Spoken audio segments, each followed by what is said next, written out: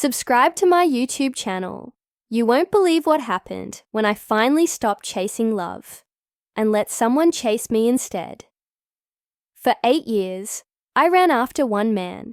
8 years of waiting, hoping, convincing myself that if I just held on a little longer, he would finally turn around and see me. But he never did, no matter how much love I poured into him. It was like trying to fill a bottomless pit, and when I finally walked away, someone else was already waiting with open arms. Someone who wanted me, chased me, treated me like I was the only woman in the world. I thought I had finally found the love I deserved, but I was wrong. Looking back, I don't know if I was just desperate to prove I could be loved, or if I had truly convinced myself this was my happy ending. Either way, I rushed into marriage with the man who pursued me, believing his attention was enough to heal the scars of my unrequited love. It wasn't. At first, he was perfect. He showered me with affection, gave me the attention I had spent years craving, and made me feel like I was finally someone's first choice. It felt good. Too good. I ignored the small things. The way his kindness sometimes felt like a performance. The moments where his affection felt more like possession. I brushed it all aside, because for once in my life, I was the one being loved, instead of the one begging for it. But love, real love, doesn't come with conditions. It isn't something someone dangles in front of you like a prize, only to snatch it away when you don't behave the way they want. I learned that the hard way. It started with little things. The way he would get irritated if I didn't answer his texts immediately. How he would sulk if I wanted to spend time with my friends instead of him. I told myself it was just because he loved me so much, that he just wanted to be with me all the time. Isn't that what I had wanted for so long? Someone who actually cared if I was around or not. But love shouldn't feel like a trap. The first time he raised his voice at me, I told myself it was stress. The second time, I told myself it was my fault. I had to be more understanding, more patient. He had done so much for me, chased me, chosen me, so the least I could do was be the kind of wife he needed. The third time, I stopped making excuses. Because by then, the man who once made me feel like I was the center of his world had turned into someone I barely recognized. I realized too late that the attention I had mistaken for devotion was really just control disguised as love. And the worst part? I had spent so many years chasing a love that never wanted me, that I never stopped to ask myself what I actually wanted. Now, standing at the edge of the life I thought I wanted, I had two choices: stay in a marriage built on false promises and broken dreams, or finally choose myself. But walking away isn't always as easy as it sounds, especially when the person you're trying to leave refuses to let you go. I used to think leaving was the hardest part, that once I made up my mind, everything else would fall into place. But I was wrong. Walking away was only the beginning of a battle I never saw coming at first. I tried to ignore the sinking feeling in my chest, the uneasy knot in my stomach, every time I thought about telling him. I convinced myself I was just nervous, that maybe I was overreacting. After all, he had never actually hurt me, not physically at least, but deep down, I knew. I knew the man I had married was not someone who would let go easily.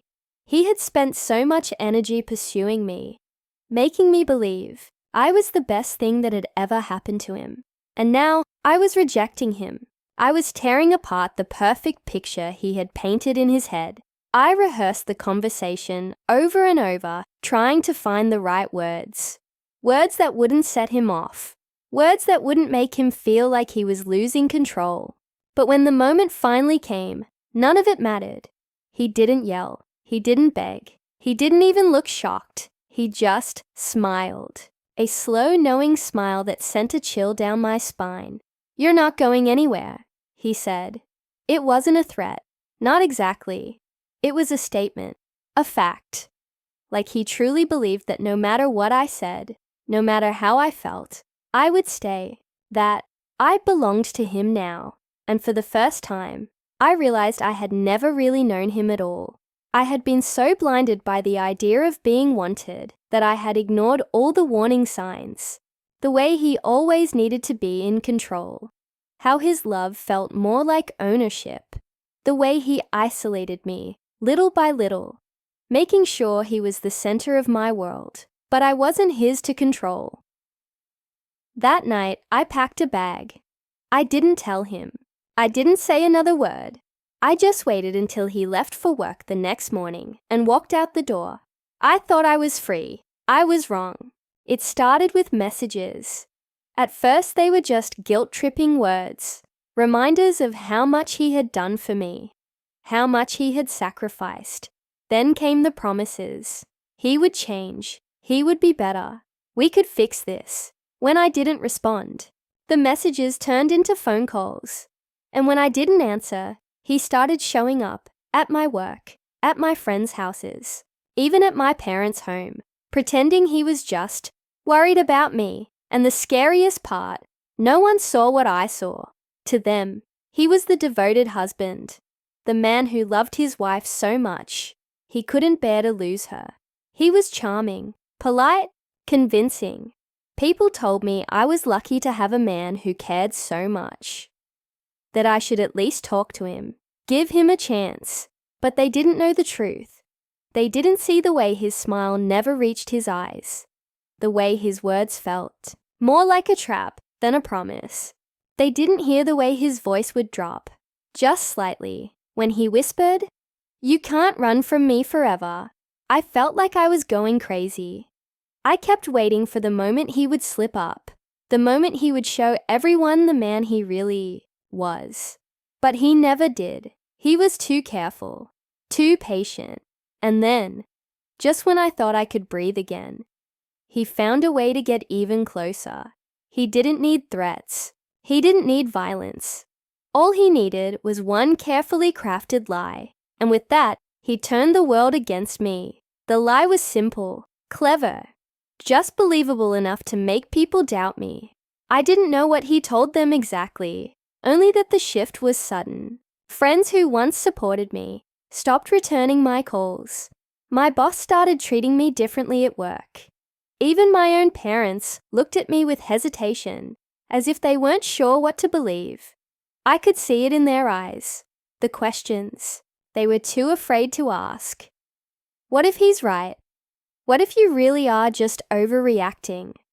And that was his plan all along. He didn't need to make me look like a villain, just unstable, emotional, someone who didn't know what they wanted. It worked. I felt trapped, like no matter how far I ran, he would always be one step ahead, pulling the strings, shaping the story to fit his version of reality. But what he didn't know, what he could never understand, was that I was stronger than he thought, stronger than even I had realized. I stopped trying to convince people, stopped waiting for them to see the truth. Instead, I started gathering proof. Every message, every voicemail, every unexpected visit. I documented everything, carefully piecing together the pattern he was so careful to hide. And when I finally had enough, I did the one thing he never expected. I fought back, not with anger, not with desperation, but with facts. Cold, undeniable, truth. I went to the right people, the ones who could actually help. I got legal protection. I made sure that no matter what he said, no matter what he tried, I had a way out. And this time, when I walked away, he couldn't stop me. It wasn't easy. The scars he left weren't visible, but they were there. In the way I hesitated before trusting someone new. In the way I second-guessed my own feelings, wondering if I was just being dramatic. But with time, I healed. I found myself again, Not the woman who had spent years chasing love that was never returned, or the woman who settled for being pursued by the wrong man, but the woman who finally chose herself. And that choice, it was the best one I ever made.